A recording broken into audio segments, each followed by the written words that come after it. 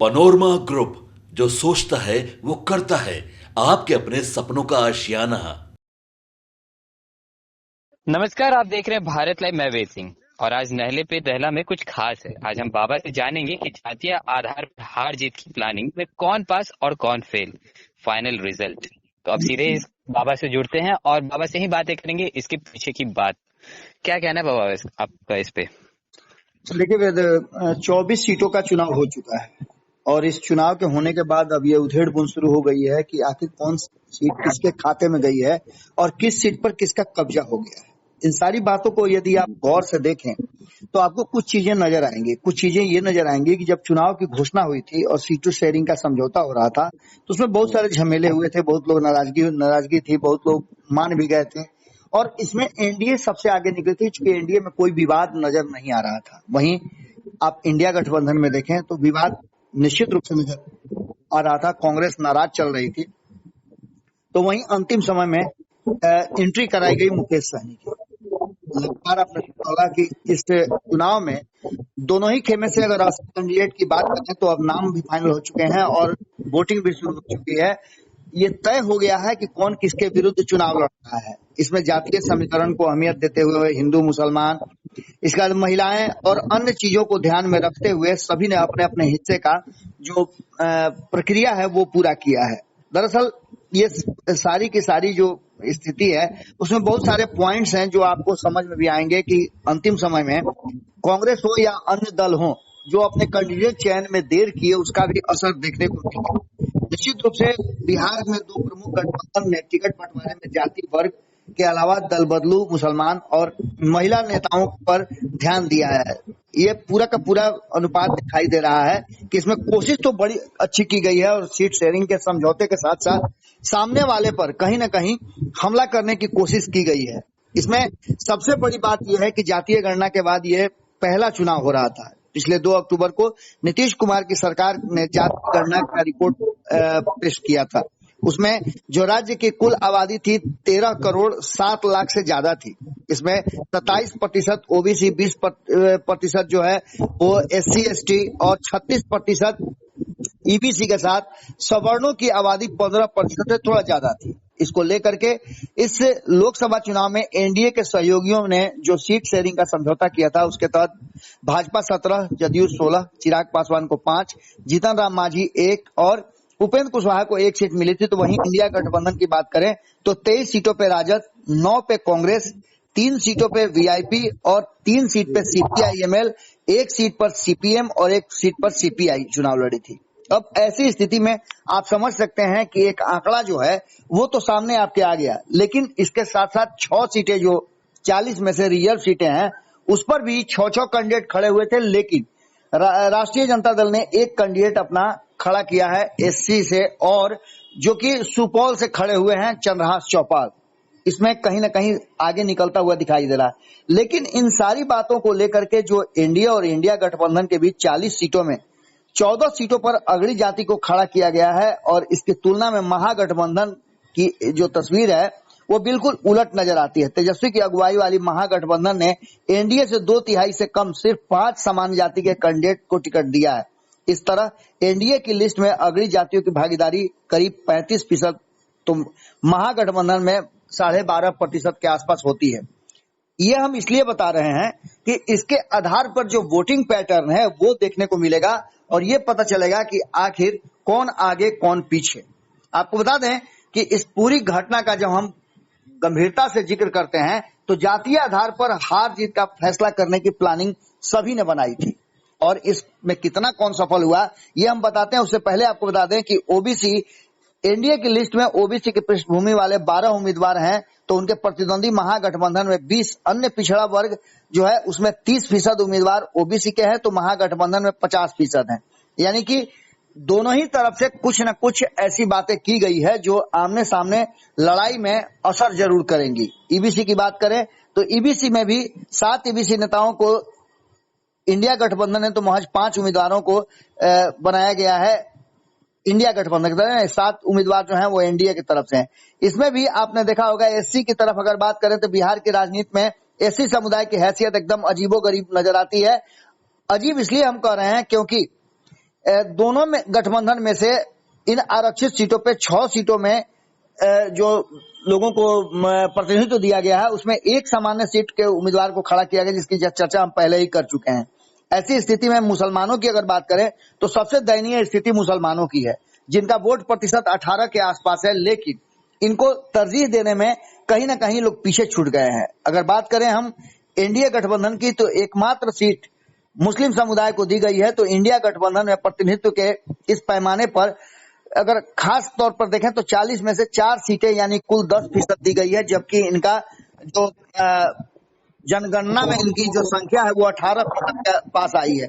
यानी यहाँ भी जिस जगह पर उनको एमओआई का समीकरण में शामिल किया गया है वहां भी मुसलमानों के साथ छल किया गया है। इस तरह एनडीए और इंडिया गठबंधन में 80 में से कुल 5 मुसलमानों को मौका दिया गया है। ये 18% के करीब होती है। अब आप समझ सकते हैं कि 80 सीटों में इनकी स्थिति क्या है। अगर बात करें तो जातीय में कौन अधिक किस पर भरोसा कर रहा है, तो भाजपा के 17 प्रत्याशियों की लिस्ट में अगर देखें तो अगड़ी जाति के नेताओं का हुजूम भरा हुआ है। अगड़ी जाति में राजपूतों की भरमार है। उच्च जाति के 10 बीजेपी उम्मीदवारों में से आधे राजपूत हैं, यानी 5 राजपूत हैं, 2 ब्राह्मण हैं और 2 भूमिहार के साथ साथ एक कायस्थ भी चुनाव में एनडीए की तरफ से लड़ रहे हैं। अगर उच्च जातियों की बात करें बाबा जी बाबा जी, ये जो लव और कुश का जो समीकरण है जो कि मतलब एनडीए को मतलब मजबूत बनाता था, उसमें भी अब लालू प्रसाद यादव ने इस बार सेंधमारी की है। क्या इसे कुछ खासा फर्क पड़ेगा इस बार? देखिए, लव-कुश समीकरण में सेंधमारी करना इतना आसान नहीं है। भारतीय जनता पार्टी ने, आपको याद होगा कि लव-कुश में सेंधमारी करने की कोशिश की थी जब उपेंद्र कुशवाहा चले गए थे जनता दल यूनाइटेड में। पहले बाहर थे तो ये संभावना व्यक्त की जाती थी कि नीतीश कुमार का वोट काटेंगे, लेकिन नीतीश कुमार के तरफ जब चले गए तो भारतीय जनता पार्टी ने सम्राट चौधरी को सबसे आगे खड़ा किया। और उसके बाद आपको पता है कि उपेंद्र कुशवाहा और सम्राट चौधरी किस तरह से कुशवाहा समाज के वोट को अपनी तरफ आकृष्ट करने की कोशिश करते रहे। लाख कोशिश के बाद भी जो चाहिए था वो भारतीय जनता पार्टी नहीं हासिल कर पाई। इसका सीधा मतलब है कि कहीं ना कहीं लव-कुश समीकरण में सेंधमारी इतना आसान नहीं है। लेकिन अगर कैंडिडेटों की बात करें तो आपको सीधे नजर आता है कि जदयू का जोर ओबीसी पर रहा है, तो वहीं आपको बता दें कि राजद यादवों पर भरोसा किया है। हालांकि यादवों को मैंने पहले ही बताया आपको कि एमओआई की पार्टी कहा जाता है, लेकिन इसके बावजूद भी मुस्लिमों को तरजीह नहीं दी गई है। वहीं अगर मुकेश सहनी की बात करें तो मल्लाहों को यहाँ भी स्थान नहीं दिया गया है। 3 सीट मिलने के बाद एक भी मल्लाह को नहीं दिया गया है। इससे पूरी कहानी में आपको एक बात समझ में आएगी कि राजद ने ओबीसी को 13 सीटें दी है, उनमें 9 यादव हैं। इसके अलावा 3 कुशवाहा, 1 बनिया पृष्ठभूमि से आते हैं। वहीं पार्टी ने 2 टिकट अगड़ी जाति को दी है, ईबीसी को 3 और 3 ही एससी को दिया है, 2 मुसलमान इसमें दिए गए हैं। इसका मतलब आप समझ सकते हैं कि ये चुनाव जो है किस दिशा में जा रहा है। कांग्रेस की बात करें तो वो भी उम्मीदवार तो चयन की है, लेकिन इसमें सीधे सीधे कहा जा रहा है कि लालू प्रसाद का इन्फ्लुएंस है। महिला की बात करें तो महिला उम्मीदवारों पर इस बार राष्ट्रीय जनता दल ने खासा भरोसा किया है और 23 में से 6 महिलाओं को उन्होंने मैदान में उतारा है, जिसमें से 2 लालू परिवार के सदस्य ही हैं। यानी कि आप वास्तविकता रूप से कहें तो 4 ही महिलाओं को उन्होंने दिया है। अगर इस पूरी कहानी को अगर देखें तो महिला उम्मीदवार में जो स्थिति है वो भी साफ नजर आ रही है। चिराग पासवान ने सबसे अधिक 5 में से 2 सीटें महिलाओं को दी है। यहाँ पर आकर के वो काफी आगे निकल जाते हैं। जीतन राम मांझी, उपेंद्र कुशवाहा को 1-1 सीट मिली है जो खुद ही चुनाव लड़ रहे हैं। तो वहीं आपको बता दें कि इन सारी चीजों को लेकर के जो समीकरण बैठाए जा रहे हैं, उन समीकरण में मुसलमान उम्मीदवार कहीं ना कहीं इस बार के चुनाव में एक अलग भूमिका निभाने की तैयारी में लगे हुए हैं। 40 में से पिछली बार 39 सीटें जीते थे, करीब 53% वोटों के साथ एनडीए जीती थी। अब किशनगंज की एकमात्र सीट उसके हाथ में रह गई थी। लेकिन इस बार की लड़ाई कहीं ना कहीं कड़ी है। हालांकि इन सारे समीकरणों के बावजूद एक बात तो साफ नजर आ रही है कि सारे समीकरण बता रहे हैं कि 2019 का परिणाम दोहराया नहीं जाएगा, जबकि आपको वोटिंग का प्रतिशत जो है वो 2019 के तरह ही है।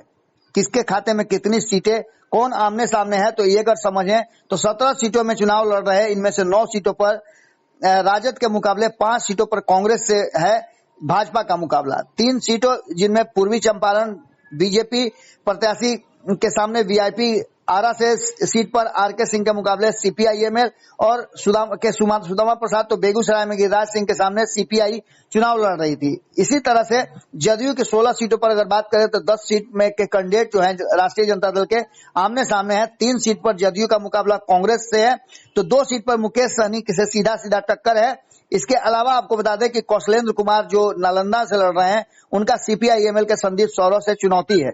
ये सारी परिस्थितियां और सारे जो समीकरण बता रहे हैं कि इस पूरे मामले में जो अब तक 39 सीटें जीती हुई है एनडीए, उसको घाटे का सौदा करना पड़ सकता है और इस बार 40 में से 39 नहीं होने वाला है, क्योंकि कहीं ना कहीं जो 17 महीने का तेजस्वी यादव का सत्ता में रहने का जो एक कार्य करने का जो अनुभव रहा, उसमें बहुत सारी ऐसी बातें सामने नजर आ रही है जिसमें साफ साफ नजर आ रहा है कि इस बार का लड़ाई कुछ अलग होगा। इसके साथ साथ आपको बता दें कि दल बदलू भी इसमें कितना असर डाल पाएंगे ये भी बड़ी बात है, क्योंकि जिनको टिकट नहीं मिली है वो दाएं से बाएं किए हैं।